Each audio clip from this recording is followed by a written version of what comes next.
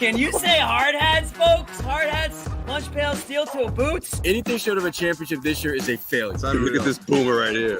You've just got so much talent here. Somebody said we need to apologize for Jalen. Can I close it, John? What are we apologizing for? What did we say? What did we do?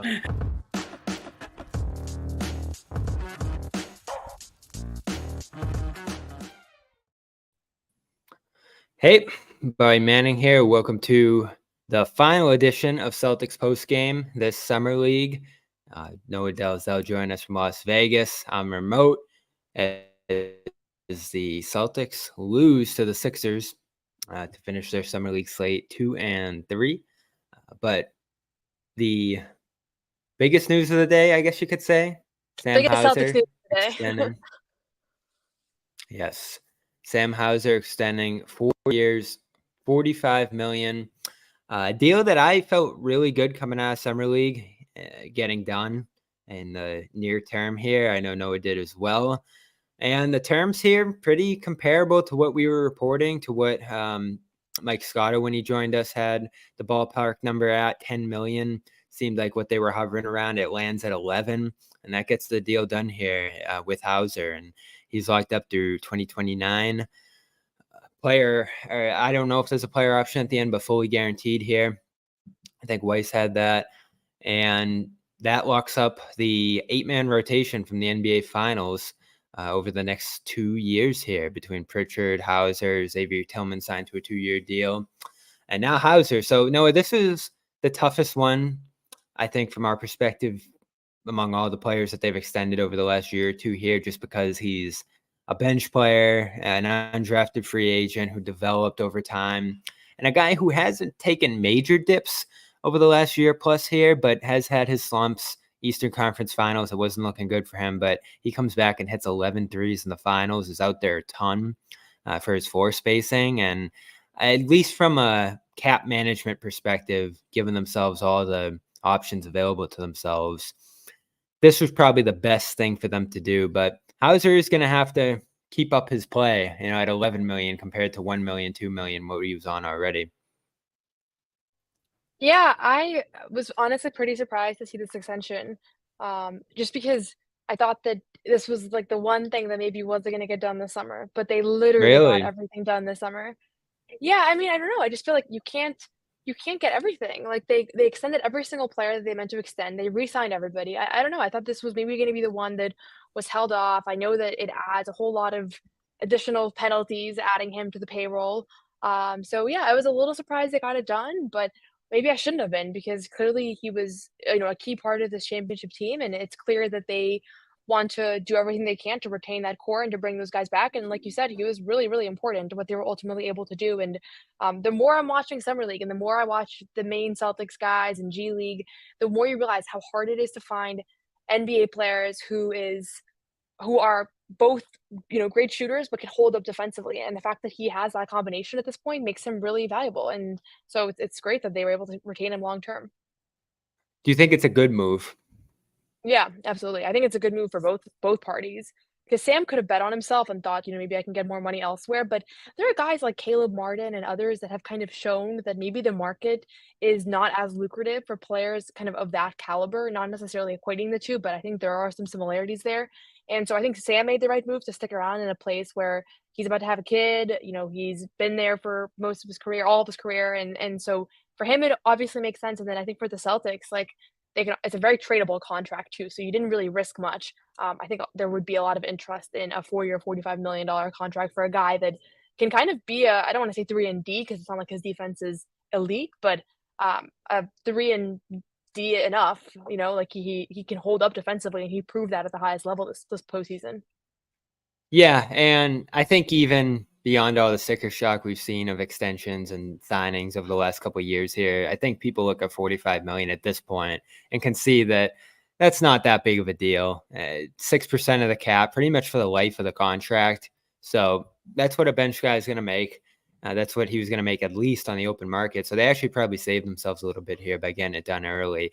This deal, to me, isn't going to be the issue for them. In fact, I think it makes a ton of sense to do it, because if you're going to have to shed some money at some point, you want to be able to have as much of this top 8 staying as possible. And you really wouldn't have been able to get anything if even second rounders back next summer if Hauser did walk. You can't bring back money on a sign and trade in the second apron.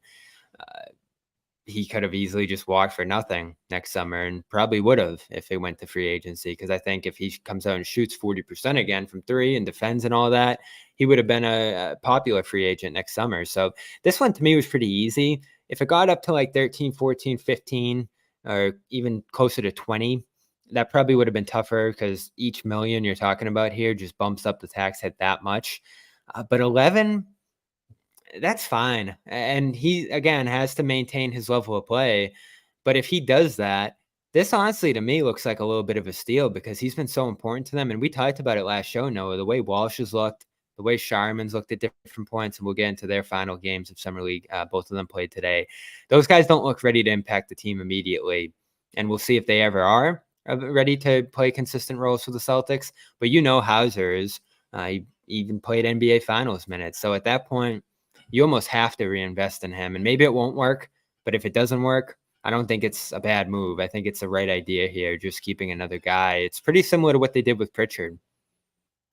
Yeah, that's the thing. I don't think there's much of a risk here. Like, I don't even know what doesn't work looks like. Like, if you trade that contract and get something back. If he dipped his play, if his play started to dip and maybe he's in and out of the rotation next year, think of a Grant situation. Like, if they extended Grant, would that have worked? I don't know. Well, the thing about Sam Hauser that I think is really unique, and I was talking about this with Sherrod when I was on his podcast yesterday, but there are very few guys that are actually elite three-point shooters. Like, I think we see a lot of guys that are shooters, like the Drew Petersons, the Baylor Shireman's, like they're three-point shooters, so they can shoot well, but Sam Hauser is an elite three-point shooter. Like, the fact about him that I always remember is that in his entire career, high school, college, professional, he has never shot below 40% from three. And so I will bet on him not doing that next year because he has a long track record of not shooting below 40% from three. There are lots of guys that are kind of back and forth that, can be 33% or can be 38%. And they're good shooters, but they're not elite three-point shooters. And he is. And so, he'll still have his moments. Like, obviously any basketball player will have stretches where they're not feeling it or not shooting well, but he's as consistent as you can really find for players in that role. And so I don't think he's a guy that you're like, how is he going to pan out? I think this year was the pan out year for him. And if anything, I expect him to continue improving as he gets a bigger role and kind of bigger feel for playing NBA minutes. And I think this year he improved quite a bit. Yep. And we got some reaction in here from Celtics players, Celtics coaches out there in Vegas on this Hauser extension. Of course, they've used him as a model throughout the Summer League to show some of the players on Boston's roster what's possible for a guy coming out of Summer League, coming out of the G League and working his way up to the NBA roster. First, I want to let you know we are brought to you by Game Time. Game Time, probably the best app you can use this summer as you're looking at concerts, events, baseball games, a WNBA about to get going again here. That's all available and more over on the Game Time app. And I love baseball games during the summer. And what better app to use than an authorized ticket marketplace of Major League Baseball? They make getting tickets faster and easier. Prices on the Game Time app actually go down the closer it gets to first pitch. They have last minute deals, all-in prices, views from your seat, my favorite feature about the Game Time app, and the lowest price guaranteed. They'll give you 110% of the difference of your tickets if they aren't the lowest price. And they also got flash deals, zone deals, choose a section and let Game Time choose your seats and save even more. And again, the seat view, panoramic view from your seat in the app before you buy. And they have the most flexible customer service policy in the ticketing industry. So take the guesswork out of buying MLB tickets with Game Time. Download the app, create an account, use code CLNS for $20 off your first purchase. Terms apply. Again, create an account and redeem the code CLNS for $20 off. Download Game Time today. Last minute tickets, lowest price guaranteed. Here is DJ McClay getting a little emotional, I think, Noah, here, seeing Hauser sign his extension. Who's probably worked with him, just been with him during the year, to see him kind of really make it and get a long-term deal like that? It's like immense joy because he was like my first guy, and it's really cool. You know what's crazy? I started crying when he started crying. I know nothing about their Wow. relationship, but even just rewatching that now, like, I'm getting emotional just because it was so palpable the second I brought up Sam Hauser, how emotional he got. He looked, like, completely overwhelmed, and it was a pretty basic question, just, like, reaction to his extension. So, pretty telling to just, like, what the dynamic is between the some of those original guys that were in Maine and just developmental pieces to, kinda where they are now. Yeah, and shout out to DJ who coached this team. He's going to move even higher up the ladder there in that coaching staff with Charles Lee gone.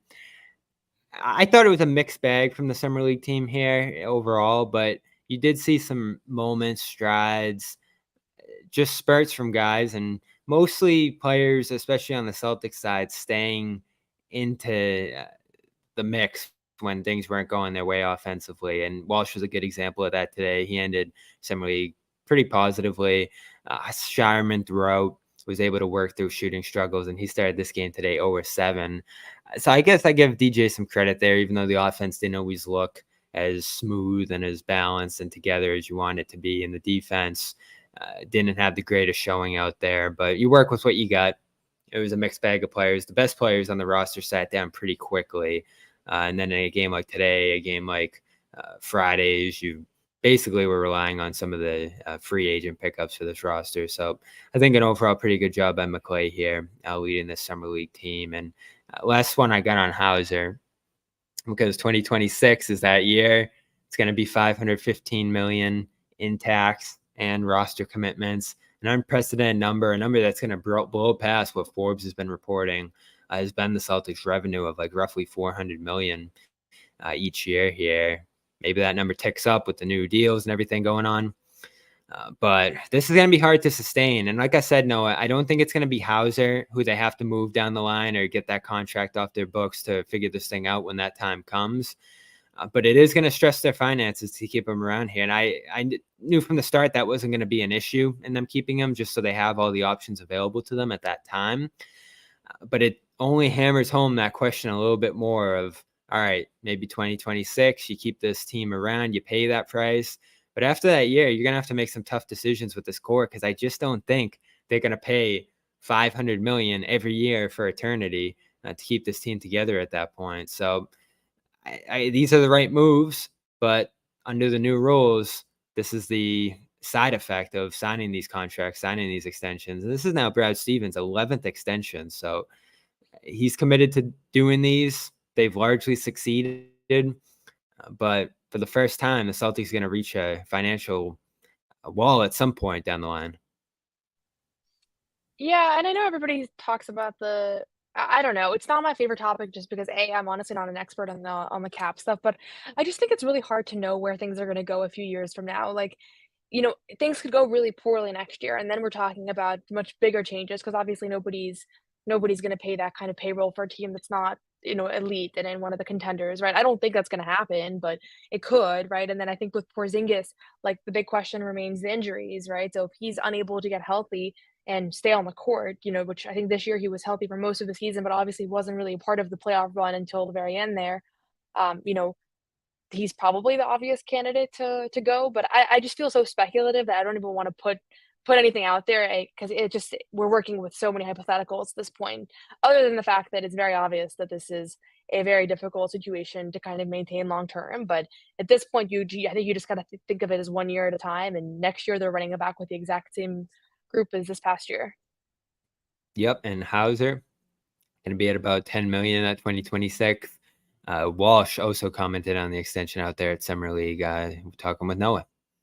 And an extension today. He's somebody that's spent a lot of time in Maine. You also have is stuff like that, like seeing guys, make it and make it big time in the NBA, like something that's inspiring for players that are in Maine. Do you think that helps to kind of know that those kinds of stories are out there? Absolutely. Because then now his name's going to be in the banners everywhere in Maine, and everybody's going to see it. He was a guy who, climbed that ladder.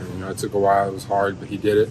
He's successful at it. He's a great player, and he's valuable to the Celtics, obviously. So I think that shows that, with anybody with enough time and hard work, can accomplish the same thing. Awesome. Thanks.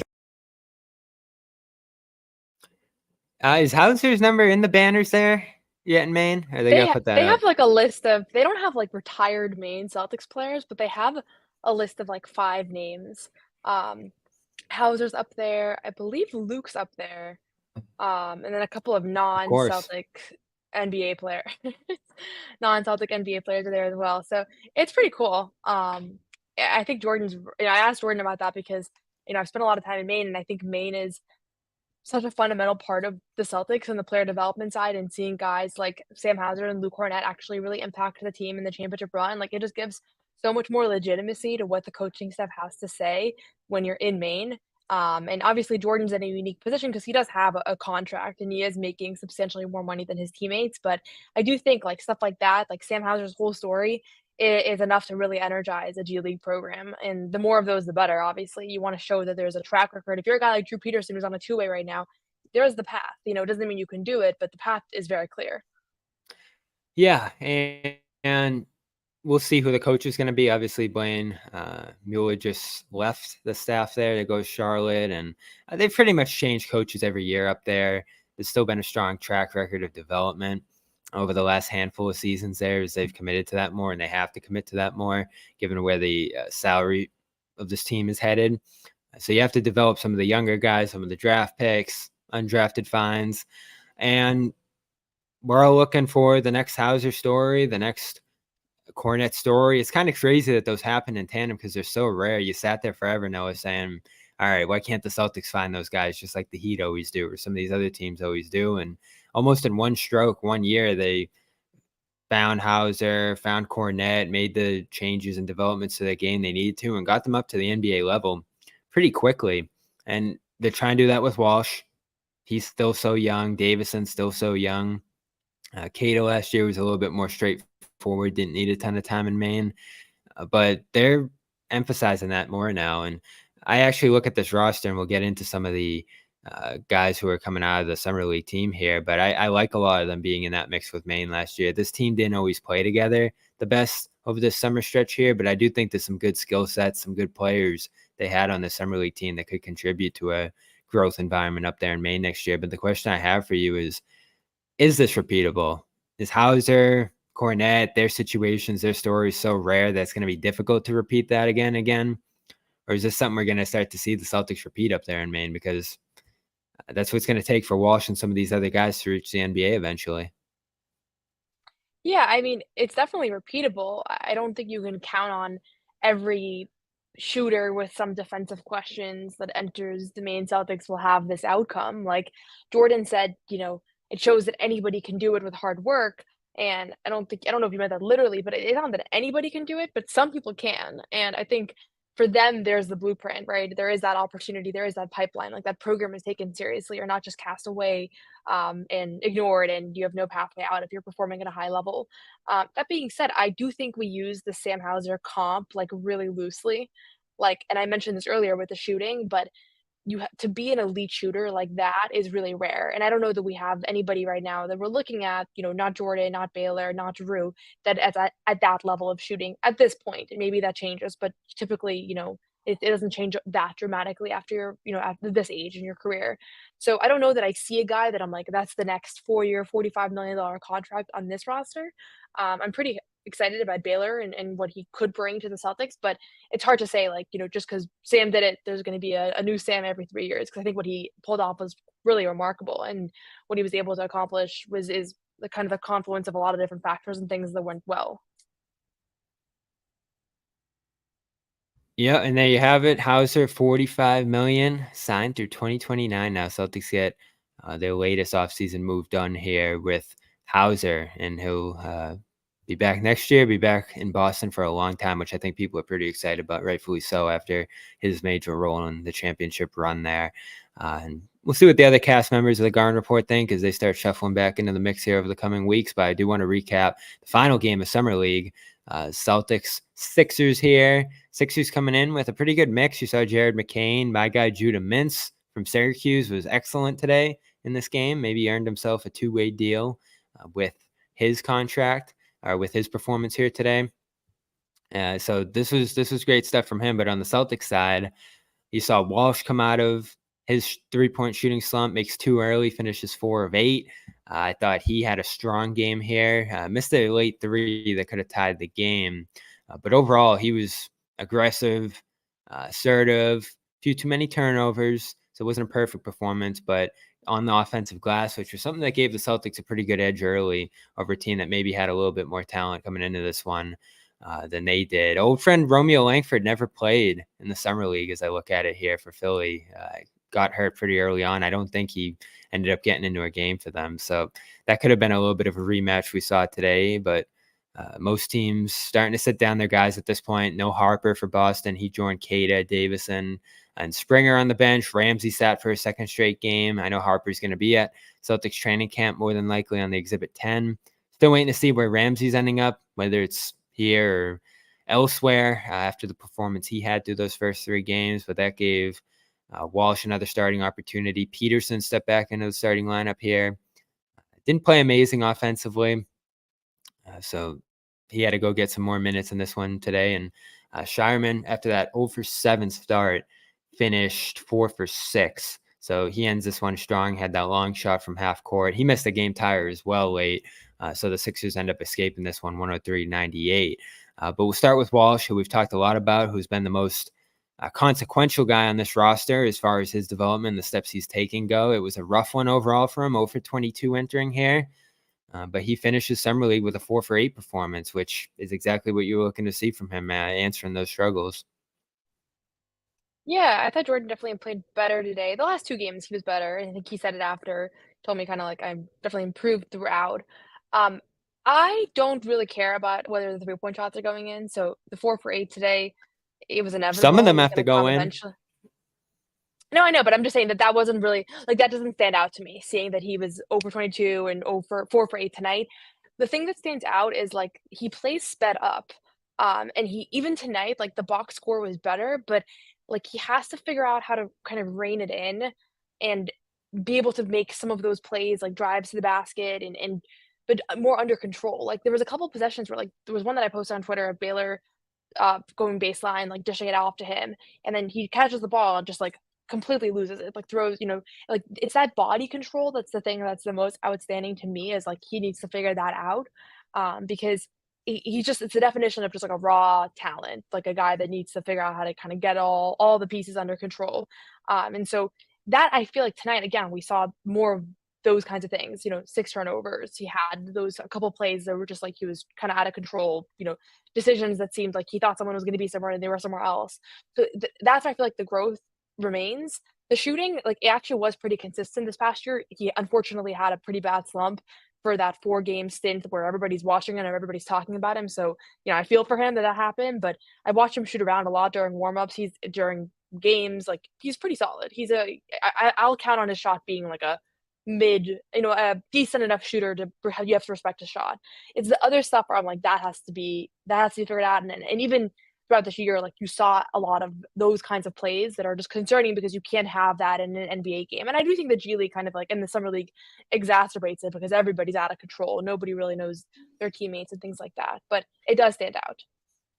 Yeah, that's the one thing I gave him is this team structurally didn't always play the most sound offense, and that probably drew him into a little bit of his erratic tendencies. The main team played much more in control and cohesive basketball between all the different players out there. So I gave him a break for some of the offensive struggles. Of course, we hit on the mental component, staying in the game, doing other things to impact winning. And he finally did that on the offensive glass in this one, some putbacks, the passing at times. It has to be getting more control. You mentioned some of the wild moments.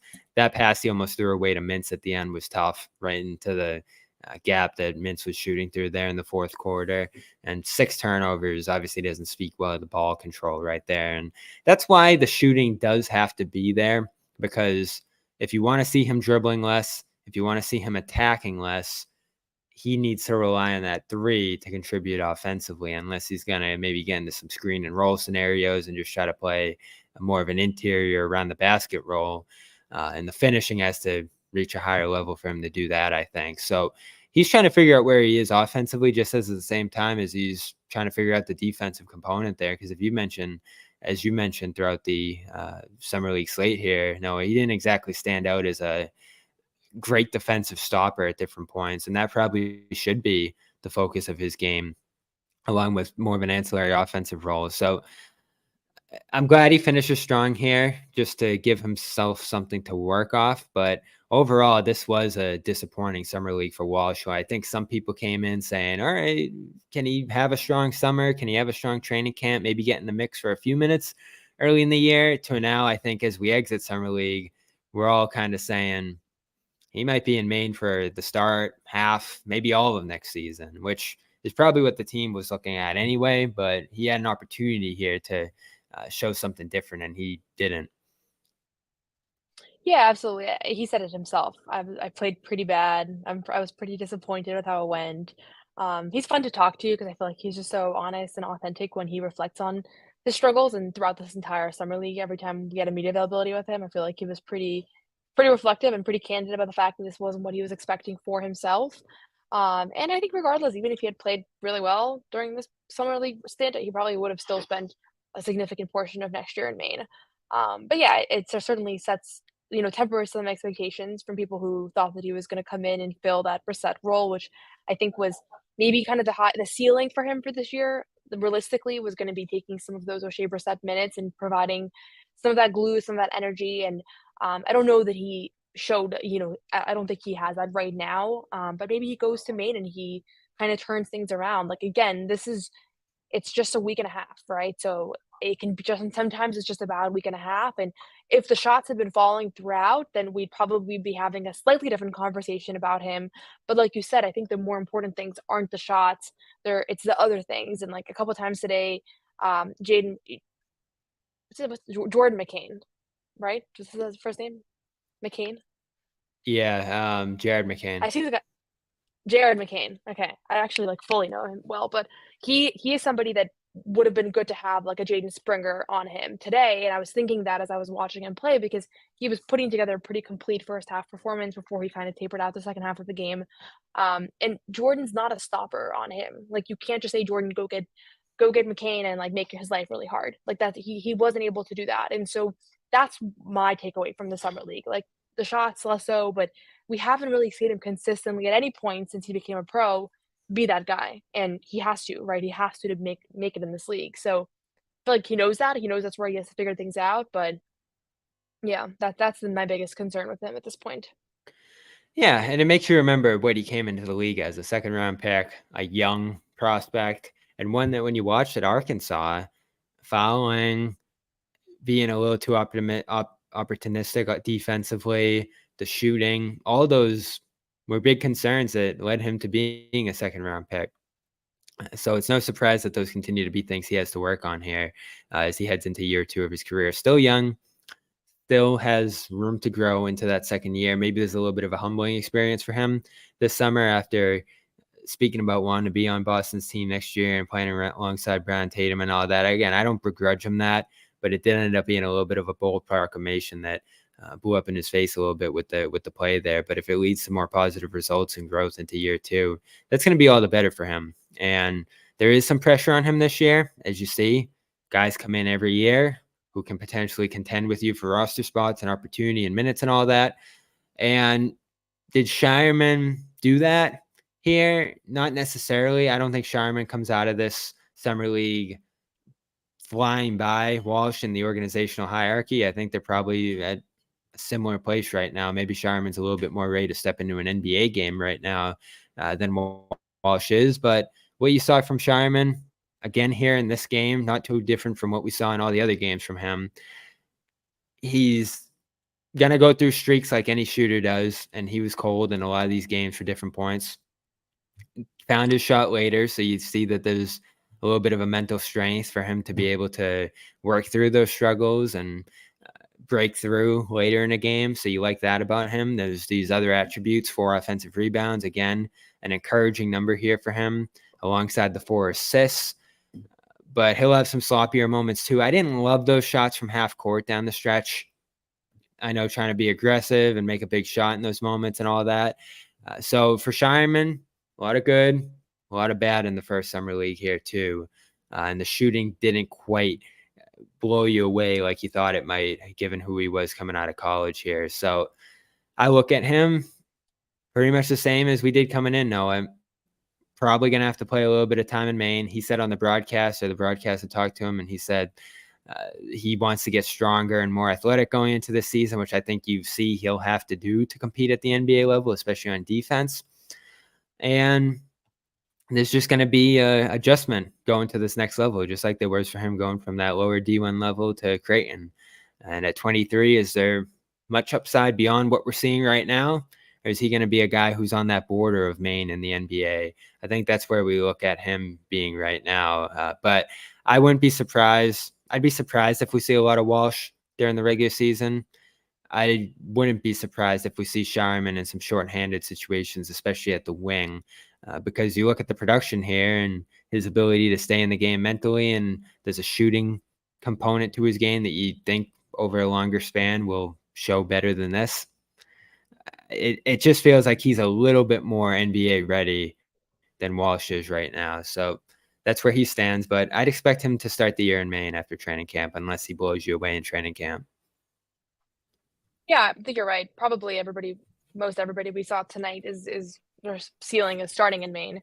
But you know who looked the most NBA ready to me? Not to jump the gun if you wanted to talk more about Baylor and Jordan, but I thought Anton ended up looking in a way that of those three guys, that he was the most NBA ready. He was my player to watch going into Summer League, and I thought he was the best player for them at Summer League.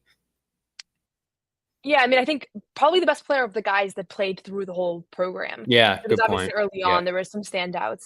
But yeah, he played within himself. He didn't make rookie mistakes. He didn't have moments of being out of control. He made good decisions. He seemed to be able to handle adversity well. He emerged as kind of like a steady hand on his team. And the most importantly, I mean, defensively, I think he's there. Like, he's obviously going to get a lot better, but he's there and has the tools. And then offensively, he was shooting as well as anybody else. So he really impressed me. I thought he, I agree with you that my perception of Baylor didn't change a whole lot going into Summer League and leaving. And again, like I said, he was 38% from three last year in college. So he's a guy that, has shooting potential, but he's not someone that for sure is going to be an elite NBA shooter. At least that's the way I view those kinds of figures. But defensively, Anton, I think is kind of more of a sure thing. And obviously, second round draft pick. We don't know exactly where things are going to go with him, what the commitment's going to look like. But he really impressed me, and I think he impressed the coaching staff as well, from what I gathered. Yeah, and you saw it all from him. Now, will the shooting translate? I think in the end, he comes out here. Let me try to make a quick search of what his final number was. 35% over 5 games. I think he would have taken that for a game. Good number for him. 51 from the field, so he finished around the basket too. 86 at the line. All that's encouraging. 5 rebounds a game too. A pretty good number for him. And it looked like he got a block per game in the end. So excellent Summer League. I thought he was phenomenal. The poise he played with too, not trying to do too much, just taking the shots that came to him, putting himself in different positions to impact games. He didn't get a ton of credit late in that Hornets game for the 2 offensive rebounds he got down the stretch that helped seal that win. Or there was a defensive rebound on a stop and then an offensive rebound that helped them kill the clock out and hit some late free throws. So those were important plays for him too. He had the game tying shot in that game and then comes out again here and shoots 40% from 3 in this game while hitting his shots around the rim too. I hope he gets to play at the 4 in Maine, if that's where he's going to start the year. And I don't view him as a 5. If he is, he's going to have to get strong and play a power 5 like Horford and Grant do, and just be a guy who just overwhelms opponents physically, because I don't think he's tall. He's got good length, but I don't know if he's tall enough to play with some of the bigger centers in the NBA right now. So if he's going to get involved in the NBA level at all right now, he's going to have to be in the wing hitting threes, defending the 4, and rotating on switches from that position with a bigger center behind him, I think. So I hope that they have a center in Maine for him to play next to. And is Tyler Cook in the mix for that? I thought he looked pretty good in Maine here. Tilly probably wouldn't be my choice based on what we saw right now. You have to think Cade is probably beyond playing in Maine at this point, especially with the Celtics having Porzingis out. So they're going to have to find a good center, I think, for him to play next to up there in Maine, if they're going to have him there early in the season. Who knows? Maybe he'll stay with the Celtics early on just because Porzingis is out and they'll be resting Horford at different points. I kept saying, no, I wouldn't put it past the Celtics to find some opportunities to put Watson in games early on if this is the kind of production he's going to show through training camp here. So great find. We didn't know who he was on draft night, but we found out pretty quickly what he's capable of here. Yeah, I think he surprised a lot of people. I talked to a few people today that also said they didn't know who he was on draft night, and they were a little surprised when his name popped up. They weren't expecting him to be there, and seeing him these last few weeks, he's looked really good, and he's looked really just comfortable and confident, and doesn't have like those jitters that a lot of this team had, I would say. So yeah, I'm optimistic about him. Again, small sample size, hard to say exactly, but I think he has a role here in the next few years in some capacity. And he mentioned, he might. I asked him about the two-way. It sounds like maybe something's in the works coming up soon. So I wouldn't be surprised if this week we hear officially kind of what his status is going to be. Yeah, here's Watson talking about the near future with him for Boston after Summer League. Then obviously you're haven't signed a two-way yet. Is that something that you're anticipating at this point, or have you had those conversations, or you kind of just? Yeah, I think we're gonna figure that out probably sometime this week. But yeah, those conversations will definitely come. Yeah, no surprise. Watson will probably be the third two-way guy here with the Celtics, alongside Davison and Peterson. I want to get to Peterson, who played again here today, after we talk about our great sponsor, Prize Picks. Prize Picks, you know them, you love them, and right now is a great time, even with the NBA off and all these other sports in their off seasons. There's still a ton to do on Prize Picks, and whether it's women's basketball, whether it's you got fights going on, you got baseball, there's just a ton of action still going on across the sports world on Prize Picks. And what is Prize Picks? It's our official daily fantasy sports partner here at CLNS. So to build your team, pick 2 or more players, pick more or less on their projections, and you are off with your team for that day. You can win many times your money on Prize Picks. And when you use our code CLNS, they're going to give you a 100% deposit match up to $100. And we all enjoy it, whether you're crossing leagues, whether you're picking some of your favorite women's basketball players who are playing right now, who are about to be back in action after the break. Prize Picks is the spot to go. So download that app. Again, use that code CLNS when you sign up, and you are going to get a 100% deposit match up to $100. Yeah, so go over there right now, prizepicks.com/CLNS, and go get that offer. Love Prize Picks. Been using it for a long time. Great experience over there. Great app. Easy to use too. You bring the board right up and you see all the players and all the options over there. So yeah, again, download the Prize Picks app today. Use CLNS for a first deposit match up to $100. That's code CLNS on Prize Picks for a deposit match up to $100. Pick more, pick less. It's that easy. Prize Picks. All right, let's get to Peterson. I never grew to love his game last year in Maine, and you saw a few spurts of him in garbage time with the Celtics. I'm going to pull up his stats here in the end between the 4 games, but didn't feel like he blew you away here either. And I know you were on Sherrod's podcast. I heard you talking about his game, Noah. 36% from the field, 25% from 3, 3 rebounds a game, 2 assists a game, about 2 turnovers a game too.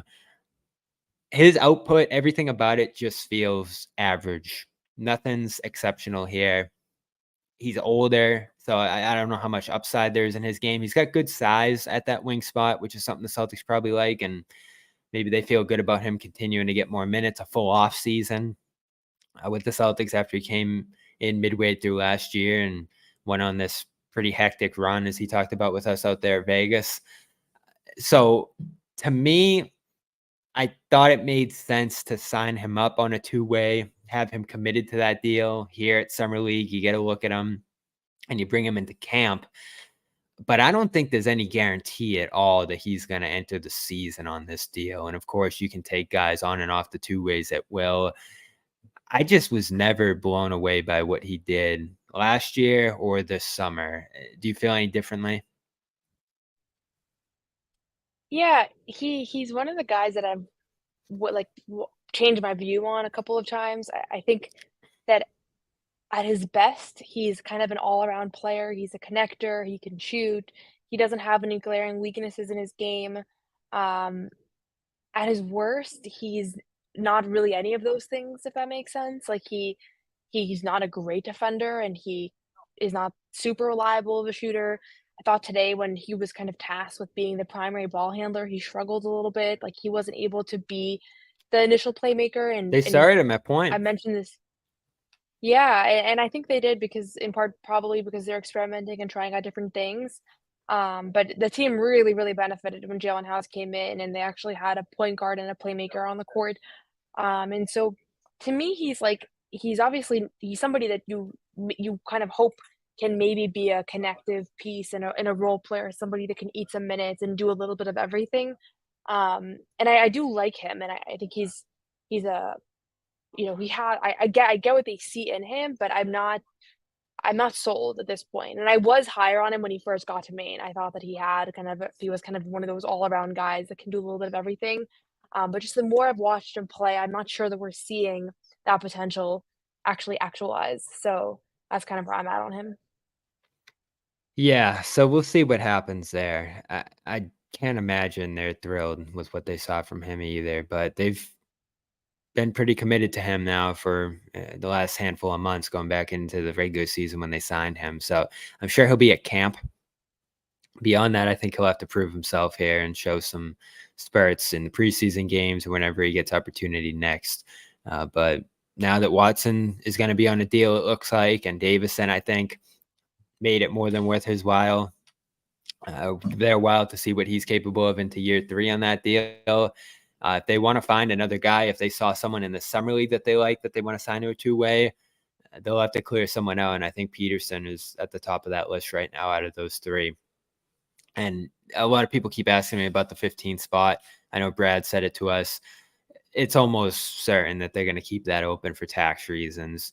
Maybe you sign a guy later in the year who shows out in Maine or on the 2-way deal, but it's just such a tax advantage to keep that spot open. And there's nobody out there, nobody on this team that has to go on the active roster at 15. There's just not enough of upshot there. If someone was scoring 30 points a game here in Maine or in Summer League, maybe, but none of these guys showed themselves worthy of the 15 spot. So I don't think that's going to happen. I do want to see many of these guys end up in Maine, though, no. And we'll see what happens with Ramsey. He sat the last 2 games. No word on him yet. Ron Harper's headed there, and he sat out today. I'm interested to see what he does into training camp. House is pretty exciting. He fouled a ton here. He almost fouled out with the 10 fouls. But again, solid shooting, aggressive, 17 points. I know when we were talking to him after one of the games, he was like, wherever I end up, I'm looking forward to this journey. So I don't think it's certain that's going to be in Boston. Maybe he wants to get somewhere where he doesn't have his father's shadow looming over him. But if that's what gets him an opportunity with the Maine Celtics, I'd be all for seeing him up in Maine this year. And he looks like a guy who could be a nice spark off the bench on that team. So I want to see him with Maine. Want to see Harper with Maine. I thought Inaruna looked pretty good today. We finally got to see him a little more aggressive, rolling. He's going to be at training camp and almost inevitably with the Maine Celtics next year. An athletic, former top recruit to Kansas. So I liked what we saw from him here.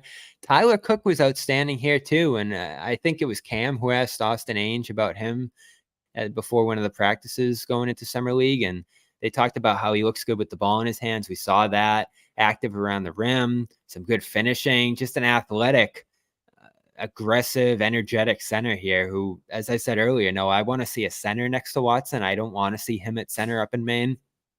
And Cook looks like a good candidate for that. And you know how they like to play through Cornette, doing all the dribble handoffs and having their center run some stats. And he looks capable of that here. So I know he was overseas last year, and there's always some good offers from overseas teams for guys like this. So the money might be better for him to go back over there. But if he wants to get another shot at getting back into the NBA, and Maine looks like a good opportunity for him to do that, I'm more than happy having him up there too. And again, this team didn't always look super cohesive and together, but I liked some of the individual parts they had here, and I think they would all look pretty good up in Maine. Yeah, absolutely.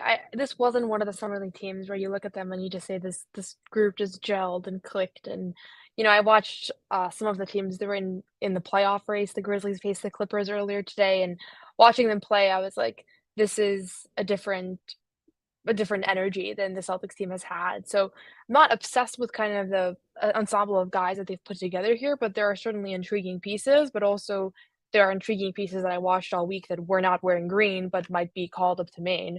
And I think, yeah, I'm sure there's going to be some guys that right away get snatched, whether overseas or elsewhere. But Tyler Cook is one that probably we should have discussed a little bit more, and even today probably should have thought about it a little bit more because he really kept the minute at points, and I thought he played really well with Jalen House too. Like when those two guys checked in, the tides really turned for the Celtics. They fell down by almost double digits early on, and then ended up taking the lead at the end of the first quarter, and he was a big reason why. So, yeah, he's a guy that would be fun to watch more of and see more of. And he wasn't really getting substantial minutes early on, so it's more of a limited sample. But tonight, in the 25 minutes that he played, thought that he looked good. He looked honestly not, he knew where to be, was in the right spot. I thought he looked better than Tilly, honestly, who was kind of in that starting spot for the last 2 games, I believe. Yeah, and that's that. Celtics Summer League is over. We got to see pretty much all the guys on the roster here, from Tilly and Cook to Springer and Kata. And it looked like they saw what they needed to see from pretty much all these guys. Whoever's sticking around, we pretty much know all those names at this point. And I'd have to imagine most of these guys are probably going to head elsewhere, if that's Maine or if that's somewhere else across the league or overseas. I think pretty much everybody on this roster got a full shot. So at the very least, they can say they gave everybody a chance here. And wasn't the greatest summer league, the most entertaining summer league we've watched. But I appreciate everybody sticking around with us for all our coverage out there. Noah was there for the whole slate. She's finally going to get to leave Vegas today, which I'm sure she's very excited about. But not before we Although I talk will about say, USA. it wasn't as dead as people said. Everybody thought that the last couple of days of summer league, they were like, "You're gonna be sitting there all alone." There was a full house.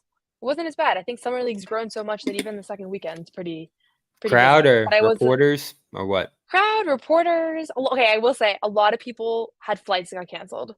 So there were a lot of people that I don't think meant to be there actually, now that I think about it, but Yeah, ended up being hopefully here today. hopefully I that would join works those out. people. I think Yeah. it's going to be what, Grizzlies Heat tomorrow for the championship. Yep. And the So Grizzlies looked good. I didn't watch the Heat game, but the Grizzlies looked good. They were fun to watch. if I was going to vote, I know you've gotten to see a lot of these teams. If I was going to vote Summer League MVP right now, I do have to go Khalil Ware of the Heat in my mind. I know there's some other candidates out there, but he was outstanding. It looks like the Heat got another steal, and obviously you got to see him and he Of beat course they Celtics did. off the bat there. And just running through, I know a lot of people will roll their eyes at that award. There are pretty much, I mean, every pretty much Summer League winner has gone on to have a MVP winner has gone on to have a pretty solid career. As I pull up the list here, the It was last, Cam Whitmore last summer, right? yeah, Cam Whitmore, Keegan Murray, Davion Mitchell, he's still in the mix. Cam Thomas has had a good start to his career. Brandon Clark did well for the Grizzlies. Josh Hart, Lonzo Ball, Tyus Jones, Josh Kyle Hart. Anderson. Glenn Rice is probably the last name he fizzled out. But you got Jonas Valanciunas, Damian Lillard won MVP, John Wall, Blake Griffin, Nate Robinson way back, even Randy Fourier and Jared Bayless were decent bench players in the league. So no one who's won that award for the most part has been a big bust. So Yeah. that's going to go to, I don't know, Khalil Ware, some of the other leaders in the summer league right now, stat-wise. You got Jalen Wilson, definitely a candidate. Do you have to be in the playoffs to qualify for that, or do they sometimes give it No, to? this is just I for can't the remember. overall performance. Oh, I this think is they just have for an the all. overall. I think they have an all summer league team too. I think there's like a first team and a second team. Yeah. Ricky Council was pretty good this year. Reed Shepard, great candidate as well. Wouldn't be surprised if he won. Dalton Connect ended up being pretty good, but only played 3 games. I think you probably have to play 3, 4, 5 games to win this. I'd imagine. I don't think you can just do the Jaime Jaquez and grab MVP. But we'll see. That's the thing I would change about summer league. I don't love the fact that you kind of taper off all the good players, and it creates this weird environment where some teams are still playing their best players by then, and some teams aren't. So that's the one thing. It's a little bit hard to gauge, like if you're trying to win or not. So I don't know. It's a little strange. Like today, as GG Jackson was playing, he looked really good for Memphis, but like the GG Jackson of other teams weren't necessarily playing. So we'll see though. I have enjoyed it. I have enjoyed the experience. Yeah, and it is just about over. So we move on to Team USA. They played the first of their last 2 exhibitions in London against South Sudan. And I went out and did some summer things. No, I did not watch this game. I didn't think it was going to be worth watching. So I that was was my locked first in. surprise of the day. My second surprise of the day was Derek White coming in and keying this win down the stretch. 5 assists, great connection with the centers out there, especially Davis. And in the closing lineup, when USA went out and won this thing, he did not play in the first half. Looked like it might have been another game where he gets in for 8-9 minutes like the previous one was, but he ends up replacing Holiday in that closing lineup down the stretch. What was it? Holiday, LeBron, Davis, and who were the Holiday wings?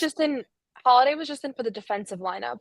Yep. Down the stretch. So he So it was wasn't. That White. was just for the last like 5 seconds. But the last 5 minutes, I think it was LeBron, Curry, Derek White, Anthony Davis, and I'm forgetting and Edwards was Yeah. the 5th. So he ends up part of that closing mix, which was pretty impressive. A lot more than I expected from him in this roster. I know you thought he was capable of stepping into a bigger role there, Noah. So there's a victory for you in the Garden Report tally list. So he was great. I thought Holiday, again, connecting the roster together, played some good minutes. LeBron obviously goes out there and hits the game-winning layup and saves them from what would have probably been the biggest upset in basketball history. I know you had some NBA guys on South Sudan like JT Thor. The number 1 recruit, or one of the top recruits to Duke, was on that South Sudan team. So there were some pieces there for sure that made them capable of competing. Wenyen Gabriel recently played in the NBA as well.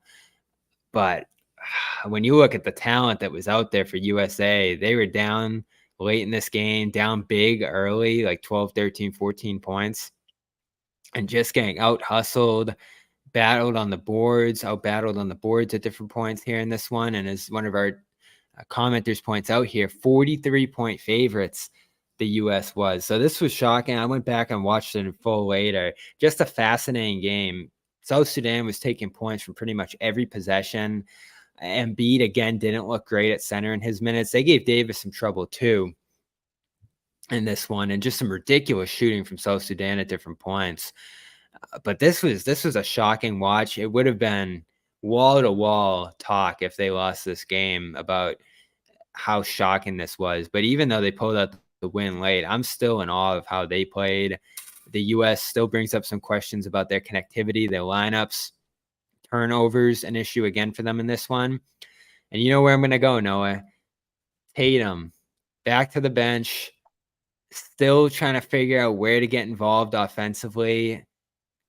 The shot's still not there. He missed a mid-range or bat at one point, 0 for 3 from 3. He didn't have a bad game, but he didn't really instill his impact in this one either. And he still seems to be figuring out where he fits in the bigger picture on this roster. Somehow, more than Holiday, certainly. And White, I think, came out and had a more impactful, direct role in winning than Tatum has in any of these exhibitions. So Tatum, among many on this roster, still trying to figure out what this is going to look like when the real games start later this month. Yeah, I mean, Tatum was on the floor for that second half lineup that I thought was pretty effective.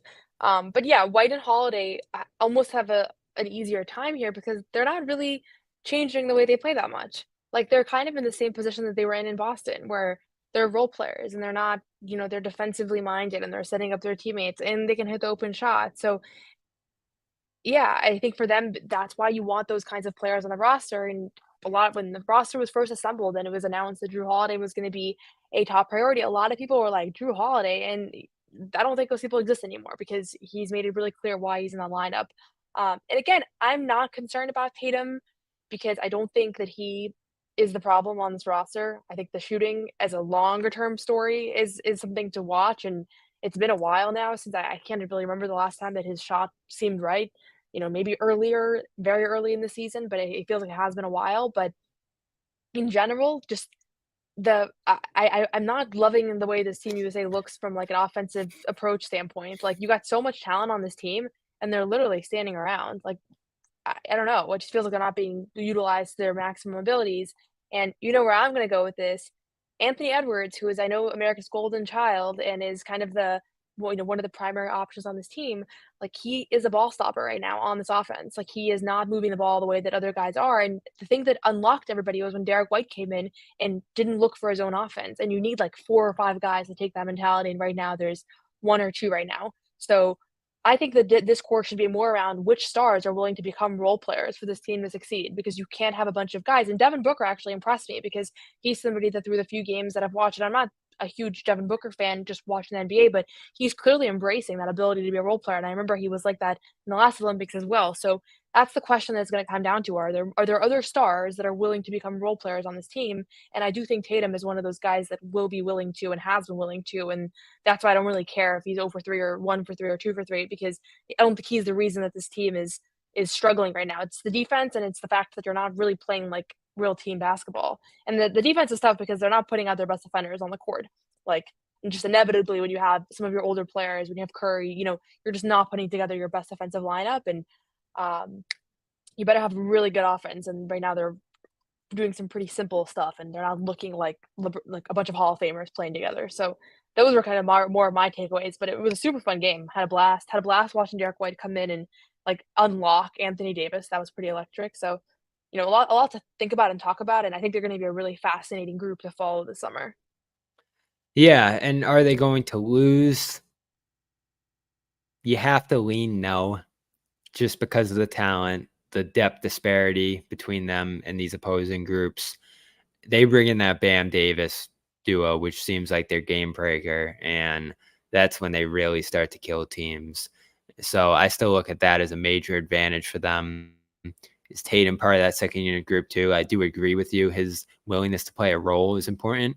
And then it comes down to finding the right closing lineup, because I don't put a close game late past them, but you have so many options at that point. And let's not forget, they're probably going to add Kevin Durant to this mix at some point, who almost immediately becomes their best player, or at least has the best track record of success in this tournament.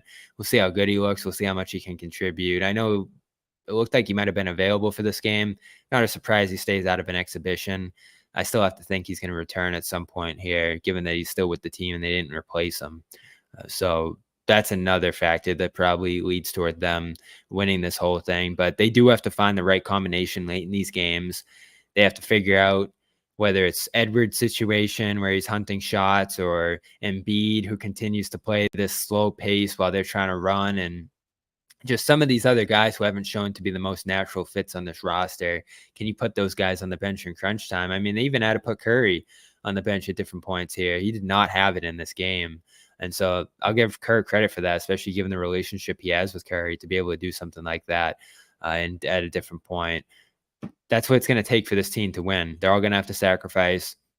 They're going to have to make different decisions with lineups almost on a game-by-game basis, it feels like.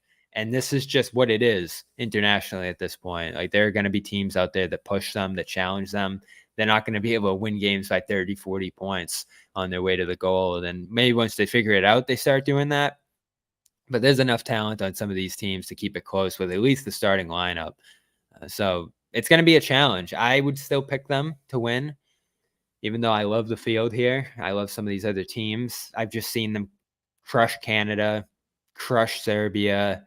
And when push came to shove in this game, they did what they needed to win. So the players who look good on this team right now really look good. They have to figure out some of the guys who don't look as good right now and where those guys are going to fit in. But as you mentioned, the positive for Tatum in the context of this team is that he's trying to do winning things. It's just, you want to see that shot fall for him at some point. He hasn't hit a jump shot in this exhibition slate.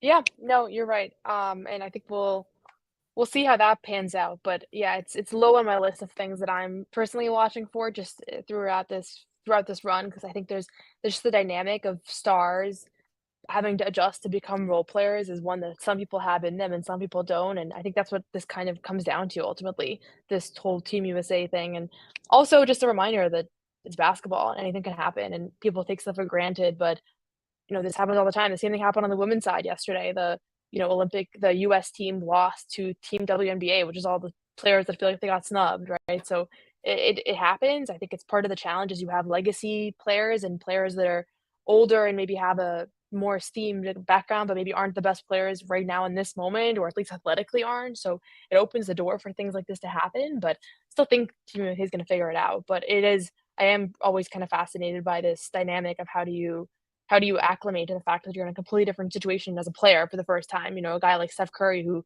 has been pretty much the entire offense for his team all year. Now he's playing with all these weapons. Like, that's a big adjustment to make. Like, can you do that? So, I think we'll see them again later this week, if I'm correct. Or Yep, I don't know when their tomorrow next against exhibition is. Germany is their final exhibition there in London. So Oh, awesome. they'll get some Okay. time off after that. It's a good team in Germany that won the World Cup. Theis, Schroeder, all the rest, the Wagners. I don't know exactly what their roster is for this tournament in particular, but those guys have been in the mix with them in the past. So that might be the best complete team they see yet, if all those guys are active for them. So I got to double check on that. But most of those guys should be playing for Germany, Team USA. We'll see if they get Durant back for this final tune-up, where Tatum plays, Holiday. It looks like he's in the mix for the starting group. And White, a closer in their win over South Sudan. They went through the story and the broadcast, just an incredible one. Will Deng helping build that program that I think who's that guy who used to play for the Nets? Hollis Jefferson. I think he played with them last time in the World Cup, and he helped them qualify. He was not on the roster this time around, but JT Thor hit that go-ahead 3 late. Gabriel was outstanding, who was with the Celtics in training camp, I think, last year. And then Carlick Jones had a huge game as well, the triple-double. I think he used to play for the Bulls. And like I mentioned, some other intriguing guys on that roster who just came out there and played. Like Noah said, basketball. They just played incredible hustle, determination, big plays left and right. They really almost went out there and did this thing, and it would have been one of the great stories in sports history if they pulled it off. But obviously Gabriel was talking afterward about how it's still a big success story for that country, for that team. They're going to be in the U.S.'s group too in the opening stage. So these two teams will meet again later in July or early August when the group stage gets going. But first, an exhibition, U.S.-Germany tomorrow. We'll have some coverage on that later in the week when we circle back for our full Garden report. I think we'll probably have one at some point this week. But appreciate Noah joining us for all these Summer League shows, giving complete coverage out there. Again, congrats to her on the SB Nation job that she announced this week that she's going to be starting this week as well. WNBA coverage as the season gets going again. And, of course, Celtics coverage coming your way from Noah as well next season. And yeah, that's it. We'll have some coverage of this USA team as they continue to compete throughout the summer. Tatum, White, Holiday. But that's a wrap on Summer League. Celtics go 2-3. I'm sure there'll be some more roster news later this week as Noah got from Watson there. It looks like he's probably going to sign a 2-way deal this week. And Hauser signed a 4-year, $45 million extension today. And we had all of that in our solo hit as well as at the top of the show here if you missed it. Download the Yarn Report audio stream. Get our podcast whenever they drop in audio form, Spotify, iTunes, all the rest. If you want to listen in your car or going to work or whatever it might be. Of course, show our sponsors some love. Game Time. Go over there and use the code CLNS for $20 off your first purchase. Terms apply. Go download the Game Time app today, create an account, and get great deals on WNBA, MLB rolling along, an authorized ticket partner of MLB, and concerts and events. I know there's a big concert at Fenway this week. Plenty more to come around Boston throughout the summer, wherever you are. So check out that Game Time app and Prize Picks. Go to prizepicks.com and use CLNS for a 100% deposit match up to $100. Pick more, pick less. It's that easy. Our official daily fantasy sports partner, Prize Picks. Shout out to them. And that's a wrap. Celtics lose their last game of Summer League, 103-98 for Noah Dalzell. I am Bobby Manning, and we will talk to you again sometime later this month. Talk to you then. Wait, Amit's got an outro for us, I think. No, he doesn't. He said he was going to work on an outro. He had a phenomenal game. Phenomenal. Forfeit's out. I think it's an auction. That did not sound like a chair. It was a freaking chair. It does sound like a chair.